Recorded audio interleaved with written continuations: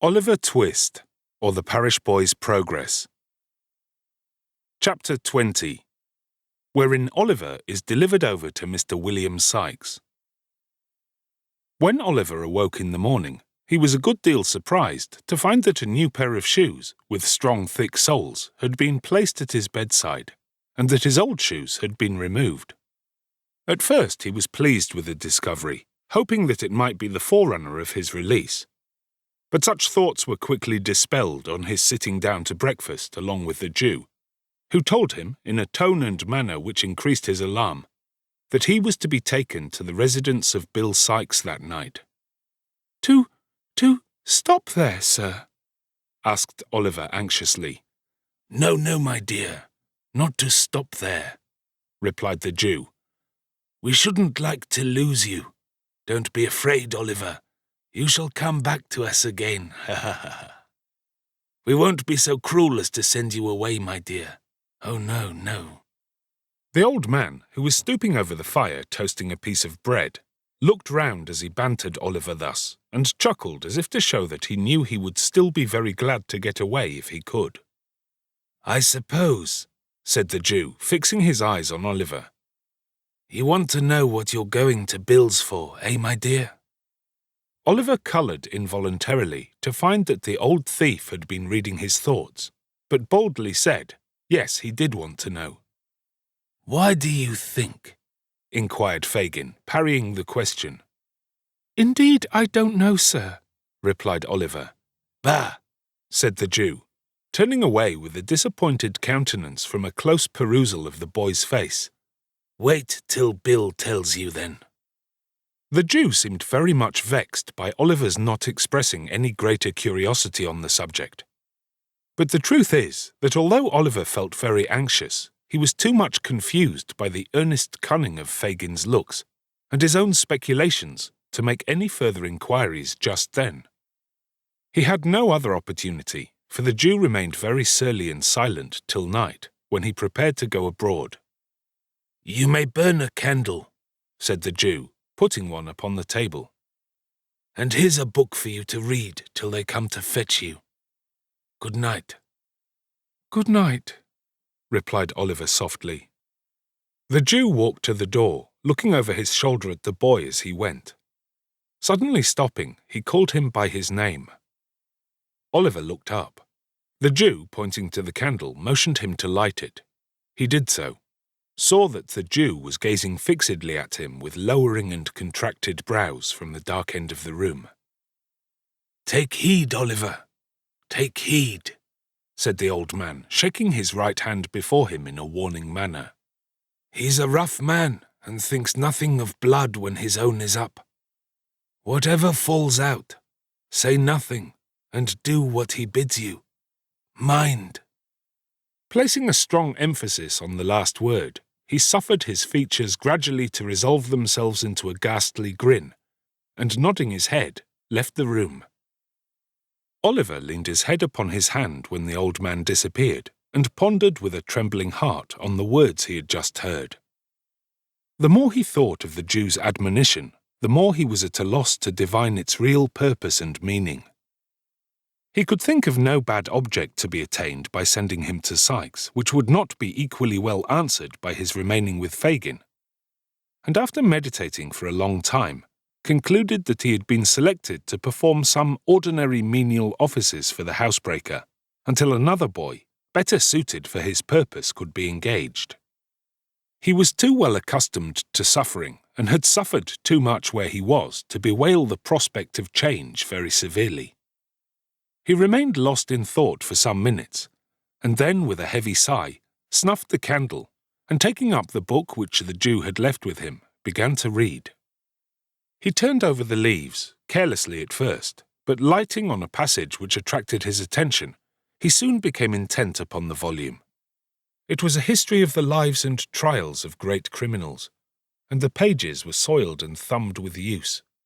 Here he read of dreadful crimes that made the blood run cold, of secret murders that had been committed by the lonely wayside, of bodies hidden from the eye of man in deep pits and wells, which would not keep them down, deep as they were, but had yielded them up at last after many years, and so maddened the murderers with the sight that in their horror they had confessed their guilt and yelled for the gibbet to end their agony.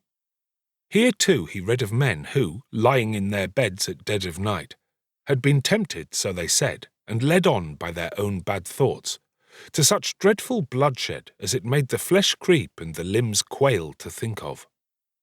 The terrible descriptions were so real and vivid that the sallow pages seemed to turn red with gore, and the words upon them to be sounded in his ears as if they were whispered in hollow murmurs by the spirits of the dead. In a paroxysm of fear, the boy closed the book and thrust it from him. Then, falling upon his knees, he prayed heaven to spare him from such deeds, and rather to will that he should die at once than be reserved for crimes so fearful and appalling. By degrees he grew more calm, and besought in a low and broken voice that he might be rescued from his present dangers, and that if any aid were to be raised up for a poor outcast boy who had never known the love of friends or kindred, it might come to him now, when desolate and deserted he stood alone in the midst of wickedness and guilt. He had concluded his prayer, but still remained with his head buried in his hands, when a rustling noise aroused him. "What's that?" he cried, starting up and catching sight of a figure standing by the door. "Who's there?" "Me, only me," replied a tremulous voice. Oliver raised the candle above his head and looked towards the door. It was Nancy. "Put down the light," said the girl, turning away her head. "It hurts my eyes." Oliver saw that she was very pale, and gently inquired if she were ill. The girl threw herself into a chair with her back towards him and wrung her hands, but made no reply. "God forgive me," she cried after a while. "I never thought of this." "Has anything happened?" asked Oliver. "Can I help you? I will if I can. I will indeed."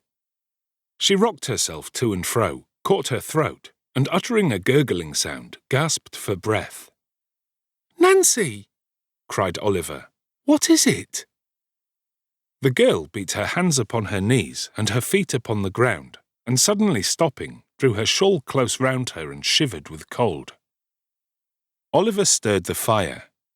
Drawing her chair close to it, she sat there for a little time without speaking, but at length she raised her head and looked round.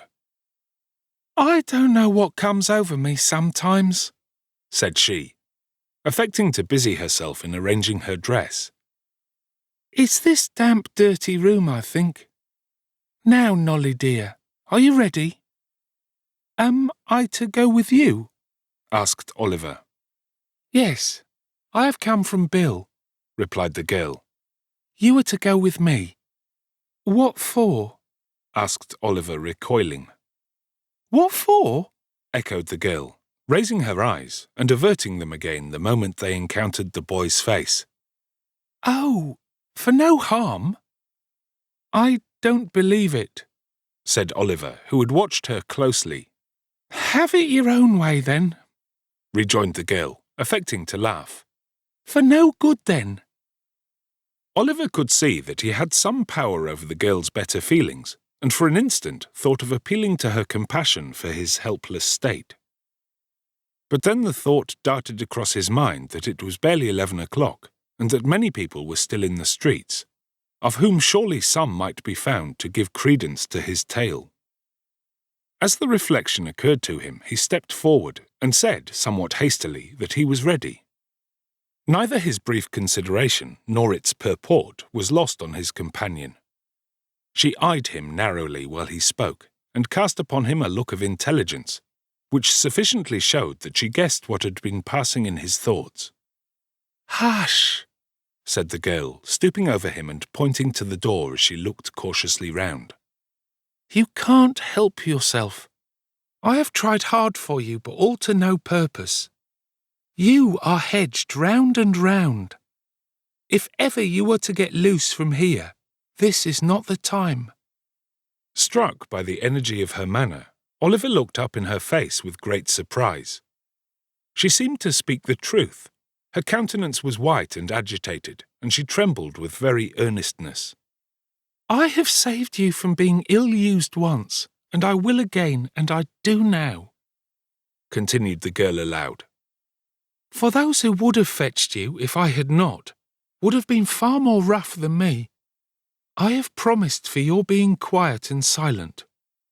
If you are not, you will only do harm to yourself and me too, and perhaps be my death.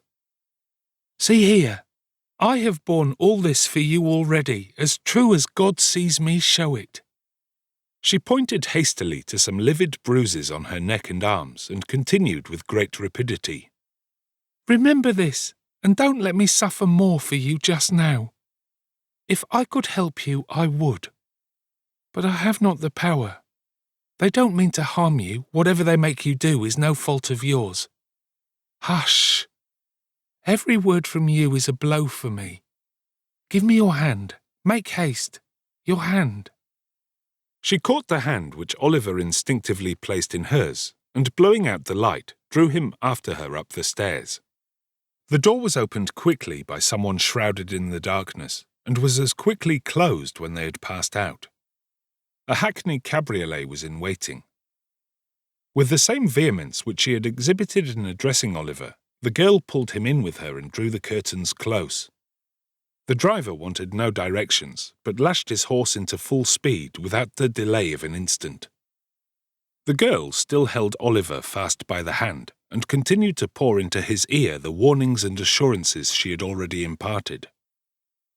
All was so quick and hurried that he had scarcely time to recollect where he was or how he came there, when the carriage stopped at the house to which the Jew's steps had been directed on the previous evening. For one brief moment, Oliver cast a hurried glance along the empty street, and a cry for help hung upon his lips. But the girl's voice was in his ear, beseeching him in such tones of agony to remember her, that he had not the heart to utter it. While he hesitated, the opportunity was gone. He was already in the house, and the door was shut. This way, said the girl, releasing her hold for the first time. Bill? Hello, replied Sikes, appearing at the head of the stairs with a candle. Oh, that's the time of day. Come on. This was a very strong expression of approbation, an uncommonly hearty welcome from a person of Mr. Sikes's temperament. Nancy, appearing much gratified thereby, saluted him cordially. Bullseye's gone home with Tom, observed Sikes as he lighted them up. He'd have been in the way. That's right, rejoined Nancy. So, you've got the kid, said Sikes when they had all reached the room, closing the door as he spoke. Yes, here he is, replied Nancy. Did he come quiet? Inquired Sikes. Like a lamb, rejoined Nancy. I'm glad to hear it, said Sikes, looking grimly at Oliver. For the sake of his young carcase, as would otherways have suffered for it. Come here, young 'un, and let me read you a lecture which is as well got over at once. Thus addressing his new pupil, Mr. Sikes pulled off Oliver's cap and threw it into a corner, and then, taking him by the shoulder, sat himself down by the table and stood the boy in front of him. Now first, do you know what this is?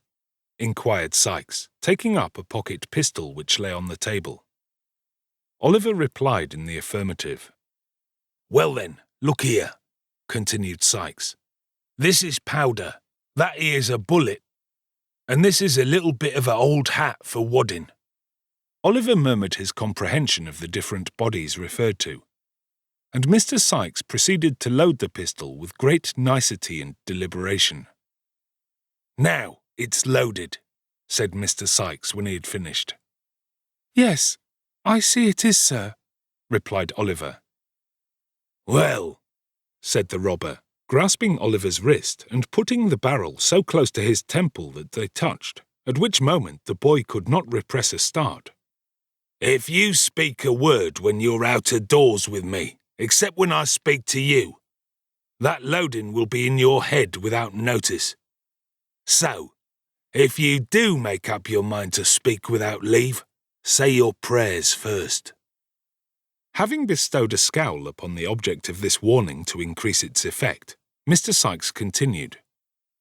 "As near as I know, there isn't anybody as would be asking very particular arter you if you was disposed of. So I needn't take this devil and all of trouble to explain matters to you if it warn't for your own good. Do you hear me?" "The short and the long of what you mean," said Nancy, speaking very emphatically, and slightly frowning at Oliver as if to bespeak his serious attention to her words, "is that if you're crossed by him in this job you have on hand, you'll prevent his ever telling tales afterwards by shooting him through the head, and will take your chance of swinging for it, as you do for a great many other things in the way of business every month of your life." "That's it," observed Mr. Sikes approvingly. "Women can always put things in fewest words, except when it's blowing up, and then they lengthens it out. And now that he's thoroughly up to it, let's have some supper and get a snooze before starting." In pursuance of this request, Nancy quickly laid the cloth. Disappearing for a few minutes, she presently returned with a pot of porter and a dish of sheep's heads, which gave occasion to several pleasant witticisms on the part of Mr. Sikes, founded upon the singular coincidence of Jemmy's being a can name common to them, and also to an ingenious implement much used in his profession. Indeed, the worthy gentleman, stimulated perhaps by the immediate prospect of being on active service, was in great spirits and good humour.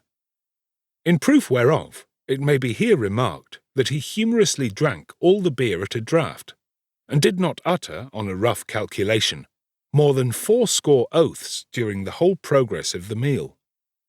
Supper being ended, it may be easily conceived that Oliver had no great appetite for it.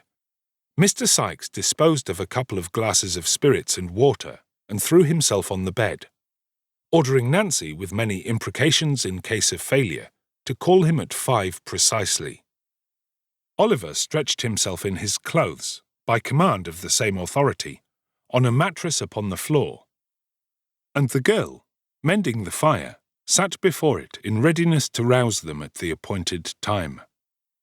For a long time Oliver lay awake, thinking it not impossible that Nancy might seek that opportunity of whispering some further advice. But the girl sat brooding over the fire without moving, save now and then to trim the light.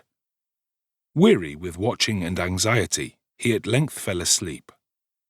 When he awoke, the table was covered with tea things, and Sikes was thrusting various articles into the pockets of his greatcoat, which hung over the back of a chair. Nancy was busily engaged in preparing breakfast. It was not yet daylight, for the candle was still burning, and it was quite dark outside. A sharp rain, too, was beating against the window panes, and the sky looked black and cloudy. "Now then," growled Sikes as Oliver started up. 5:30. Look sharp or you'll get no breakfast, for it's late as it is." Oliver was not long in making his toilet. Having taken some breakfast, he replied to a surly inquiry from Sikes by saying that he was quite ready. Nancy, scarcely looking at the boy, threw him a handkerchief to tie round his throat.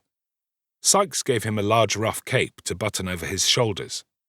Thus attired, he gave his hand to the robber, who, merely pausing to show him with a menacing gesture that he had that same pistol in the side pocket of his greatcoat, clasped it firmly in his, and exchanging a farewell with Nancy, led him away. Oliver turned for an instant when they reached the door, in the hope of meeting a look from the girl. But she had resumed her old seat in front of the fire, and sat, perfectly motionless before it.